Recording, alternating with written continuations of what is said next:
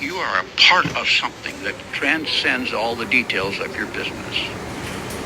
It's a part of demonstrating that free enterprise works.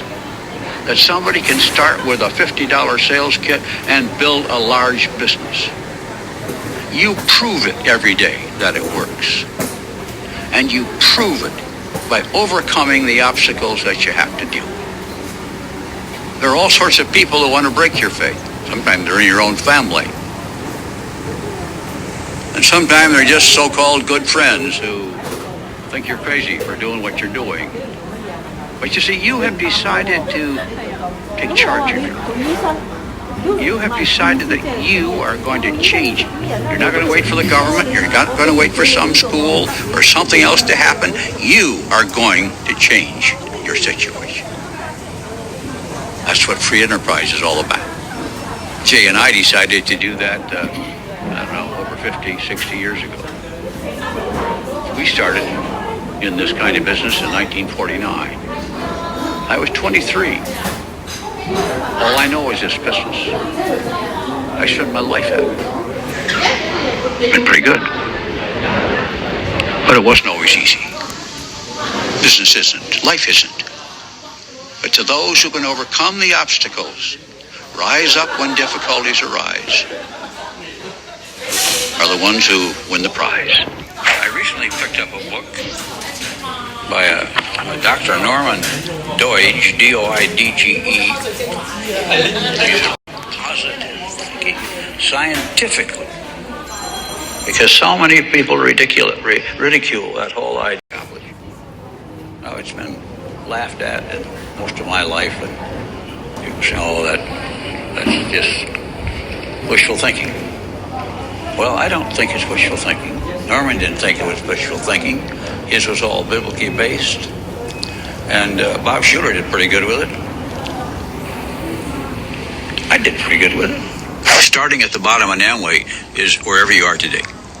Everybody starts at the bottom. And there is no advantage to starting 10 years ago as opposed to starting today. In fact, it's better today than it was then.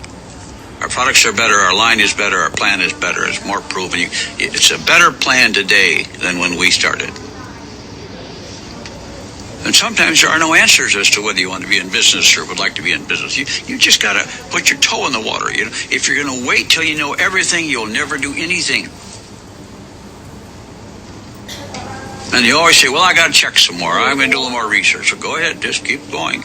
And you'll never get in a business. You're going to go swimming, you got to get wet, And then you find the people who got a hot button for having a business of their own and want to do their own thing and like the chance to build a big business.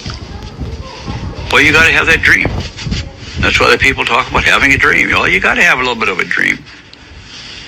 And then you say, I'll go out and get customers. I got a big chance to build a really big thing. I'm going to go out and get some customers. When you start something new, it's not easy. But life is easier when you got a business and you're making some money. Makes it a little easier. So stick with it. Find a way through it. Just find out an answer. It works, folks. This business works for those who work it. Now I want to spend a little time on a kind of an old subject, and yet it's new in some ways, but it deals with the fear of failure that affects all of us. And I know you come here with hopes and faith in your future, but back there is a little bit of fear about whether you can do it or what somebody will say about you. Sometimes we have people come to a meeting like this who are even afraid to tell their friends they came to an Amway meeting for fear of what they will say. And so we are so driven by fear that sometimes we never do anything because we're fear of what somebody else will say. And what happens when you do that is you give control of your life over to someone else. And then they decide what's going to happen to you instead of you deciding. Now we have the fear of failure, the fear of what other people will say, the fear of rejection, the fear of change.